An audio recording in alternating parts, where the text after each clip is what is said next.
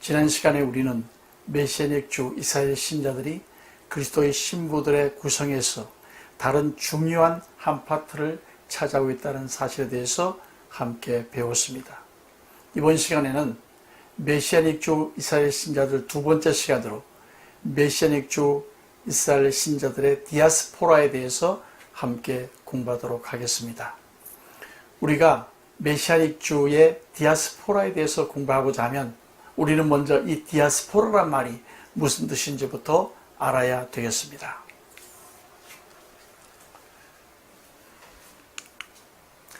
그리스 디아스포라라는 말은 단어적 의미로서 뭐뭐 너머라는 의미의 디아라는 말과 씨를 뿌리다 라는 스페로라는 말이 결합되어져서 만들어진 단어인 것입니다.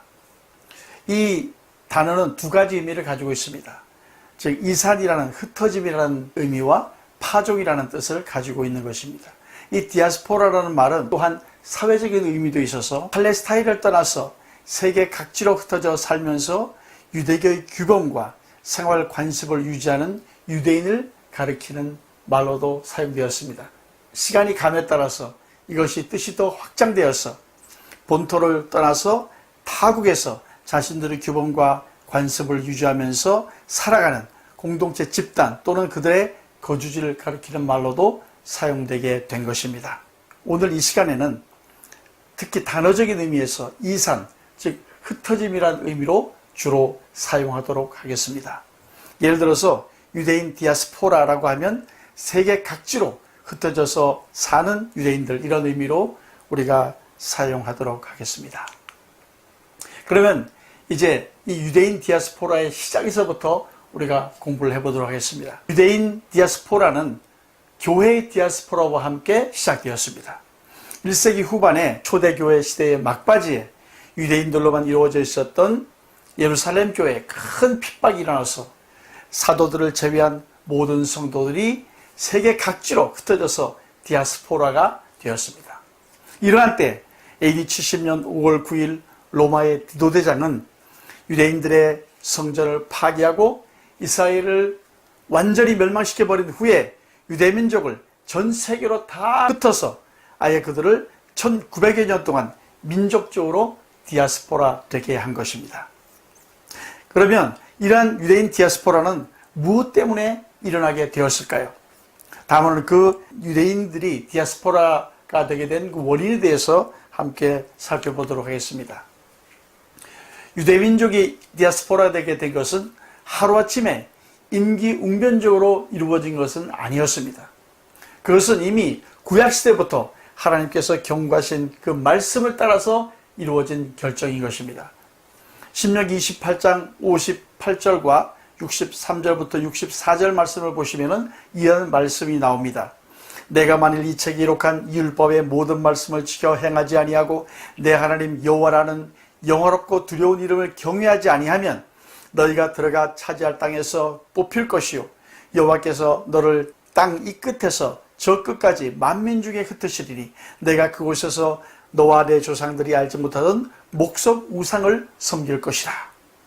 이 말씀에서 보게 되면 내 하나님 여호와라 하는 영화롭고 두려운 이름을 경외하지 아니하면, 즉 하나님께서 이스라엘 백성들에 주신 그 가나안 땅에 들어가서 이들이 하나님의 이름을 경외하지 아니하고 대신 바알이나 아세라나 또는 몰렉 같은 이러한 다른 신들을 섬기는 우상 숭배를 하고 하나님의 이름을 경외하지 아니하면 하나님께서 그 뒤에 뭐라고 했냐면 너희가 들어가 차지할 땅에서 뽑힐 것이요 여호와께서 너를 땅 이 끝에서 저 끝까지 만민 중에 흩으시리니, 여기에서 여호와께서 너를 땅 이 끝에서 저 끝까지 만민 중에 흩으신다는 말씀이 바로 디아스포라 되게 하시겠다는 말씀인 것입니다.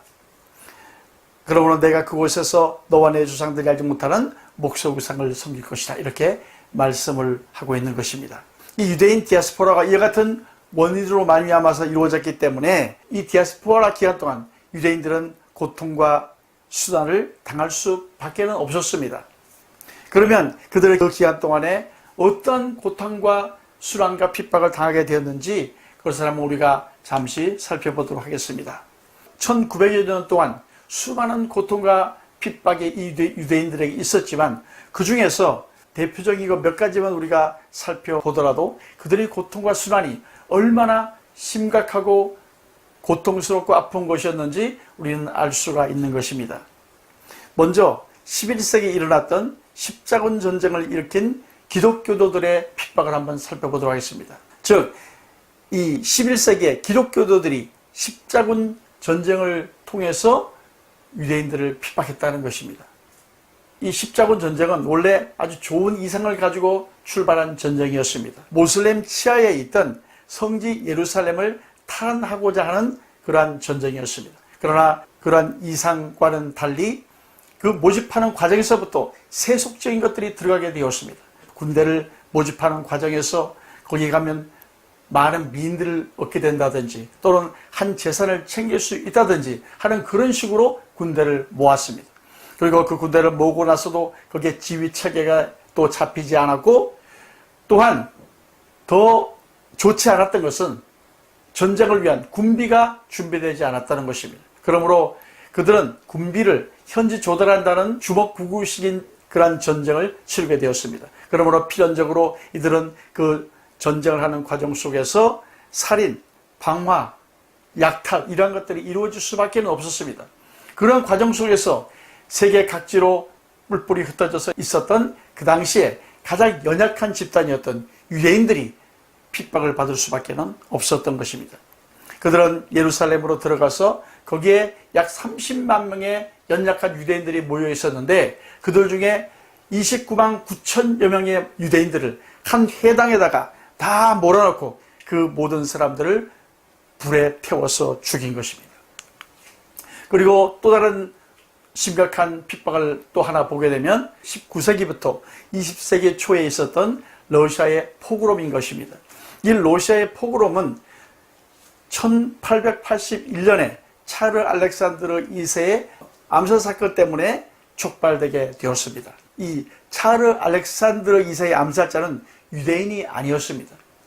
다만 그 한 명의 유대인이 그 암살자와 조금 관련이 있을 따름이었습니다. 그러나 잘못된 소문으로 말미암아서 러시아의 군중들이 자극을 받아서 그때로부터 약 20여 년 동안 약 200여 개의 도시들에서 유대인들이 공격을 당한 것입니다. 그 중에서 1903년 4월에 일어났던 카시레프의 포그롬을 하나 예로 살펴보도록 하겠습니다. 그 당시에 폭도들은 경찰과 군인들의 제지를 받지 않고 이틀 동안 살인하고 약탈하고 파괴를 장해서 그 결과 유대인들 45명이 죽고 600명 가량이 다치고 1,500여 가구가 약탈을 당한 것입니다. 또한 지금까지 보다가도 그 유대인들에게 가장 잔인했던 사건이 또 하나 있습니다. 그것은 1941년에 일어났던 히틀러에 의한 유대인 학살 사건인 것입니다. 그 히틀러는 가스실이나 인체 실험 등의 방법을 통해서 무려 600만 명의 유대인들을 대량 학살한 것입니다. 여기에서 우리가 꼭 주목해야 하는 사항이 있습니다. 그것은 이 유대인 디아스포라에 대한 핍박과 수란은 그 기저에 엔티세미티즘, 반유대주의가 있었다는 사실인 것입니다. 이 반유대주의라는 것은 유대인들이 겪고 있는 고통과 수란은 메시아인 예수님을 십자가에 못 박아 죽었기 때문이고, 그리하여 그들은 하나님께로부터 심판을 받고 버림을 받았다는 생각인 것입니다. 이러한 반유대주의는 원래 구약시대부터서 이미 존재해 왔다는 생각이었지만 그것이 기저에 있다가 예수님의 십자가 사건을 통해서 그 실체가 외부로 분명히 드러나게 된 그런 주의인 것입니다. 그리고 또한 당시 교회 안에서 가장 큰 영향력을 행사하고 있었던 어거스틴이나 루터도 이 반유대주의를 지지했습니다. 그것이 또한 이 반유대주의에 한몫을 하게 된 것입니다. 그러면 이러한 반유대주의에 대한 하나님의 생각은 과연 무엇일까요? 스가랴서 1장 14절부터 15절 말씀에는 이렇게 말씀을 하고 있습니다. 내게 말하는 천사가 내게 이르되 너는 외쳐 이르기를 만군의 여호와의 말씀에 내가 예루살렘을 위하여 시온을 위하여 크게 질투하며 안일한 여러 나라들 때문에 심히 진노하나니 나는 조금 노하였거늘 그들은 힘을 내어 고난을 더하였습니다. 이것을 이 빨간 부분 있는 안일한부터 그 뒤쪽을 국어체로 지적을 해보면 이렇습니다. 안일하게 살고 있는 이방 나라들에 대해서 하나님께서는 분노를 금치 못하고 있다. 나는 내 백성들에게 화를 조금밖에 내지 않았으나 그들은 내 백성들에게 내가 생각한 그 이상으로 많은 고통을 주었습니다. 즉 하나님께서는 그 선민에 대한 질투하심, 즉 하나님만을 섬기지 아니하고 다른 신들을 섬김으로 말미암아 그 질투하심을 연유로 조금밖에 화를 내지는 않으셨으나 이방인들은 그 선민 이스라엘에게 하나님께서 생각하신 그 이상으로 화를 내고 무자비한 고통들과 수란들을 주었다고 말씀하고 계시는 것입니다. 결론적으로 선민 이스라엘이 잠시 하나님을 배역했다 하더라도 하나님께서는 그로 말미암아 절대로 그들을 완전히 버리시지 않으셨을 뿐만 아니라 그들에게서 다른 데로 촛대를 옮기시지도 않으셨다는 말씀인 것입니다. 이런 하나님의 마음이 이사야서 49장 15절부터 16절에는 다음과 같이 확증을 하고 있습니다. 여인이 어찌 그 젖먹는 자식을 잊겠으며 태에서 난 아들을 긍휼히 여기지 않겠느냐. 그들은 혹시 잊을지라도 나는 너를 잊지 아니할 것이라. 내가 너를 내 손바닥에 새겼고 너의 성벽이 항상 내 앞에 있나니. 이것을 현대인의 성경으로 보게 되면 좀 더 이해를 우리가 잘 할 수가 있습니다. 여호와께서 대답하신다. 어떻게 여자가 젖먹는 자식을 잊을 수 있으며 자기가 낳은 아들을 불쌍히 여기지 않을 수 있겠느냐. 어머니는 자기 자식을 잊을 수 있을지는 몰라도 나는 너희를 잊지 않을 것이다. 예루살렘아, 내가 너를 내 손바닥에 새겼으니 내 성벽이 항상 내 앞에 있다. 즉 어머니가 젖먹는 자식을 잊을 수 없음 같이 하나님께서는 그 선민 이스라엘을 절대로 잊을 수 없고, 설령 육신의 어머니가 그 젖먹는 자식을 잊을 수 있다 하더라도 하나님께서는 그들을 당신의 손바닥에 새긴 같이 진실로 잊지 않으시겠다고 말씀하고 있는 것입니다. 이 사실에 대해서 예레미야서 31장 37절 말씀에서는 직접적으로 대놓고 이스라엘에 대해서 이렇게 말씀을 하고 있는 것입니다. 나 여호와가 이같이 말하노라.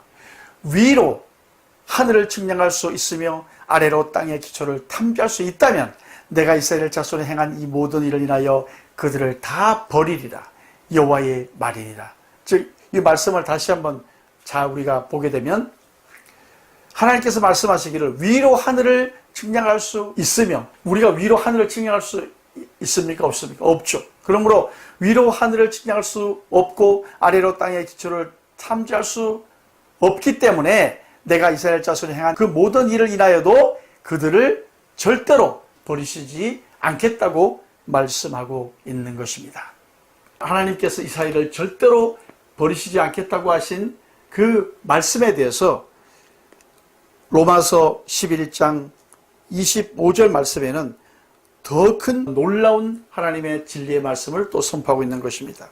형제들아, 너희가 스스로 지혜 있다 함을 면키 위하여 이 비밀을 너희가 모르기를 내가 원치 아니하노니, 이 비밀은 이방인의 충만한 수가 들어오기까지 이스라엘의 덜어는 완악하게 된 것이라.